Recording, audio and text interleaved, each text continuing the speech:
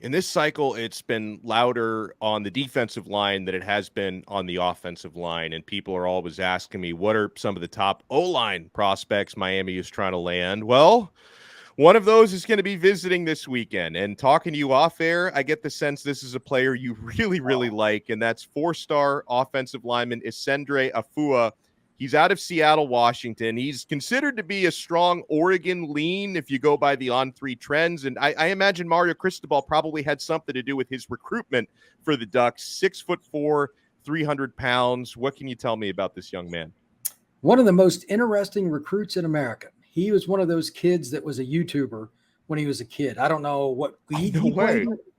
He was a kid that when he walked out onto the field, like in the Little League, you're like, that. I need to see that young man's birth certificate. He was literally twice the size of the other kids. And if I'd have been a parent, I'd been like, hell no. My son is not no. And I'm sure there was some, I mean, it was unbelievable. And he played some, it was ugly. It was ugly. He was just murdering people. So he's been a recruit forever. And I'm sure Mario and all the schools out west were after him. But again, Miami's benefiting now because Mario and Alex, I mean, the O-line, they were at Oregon. They know all those kids. O'Day, where he's at, tremendous high school football program, one of the tradition-rich programs in the state of Washington. They've always turned out guys. Miami is a very unique piece in this recruitment because it's the one school way over here that he's really looking at. Now they have a chance to get him on campus for a second time. He came earlier this year. I think they could get a steal here.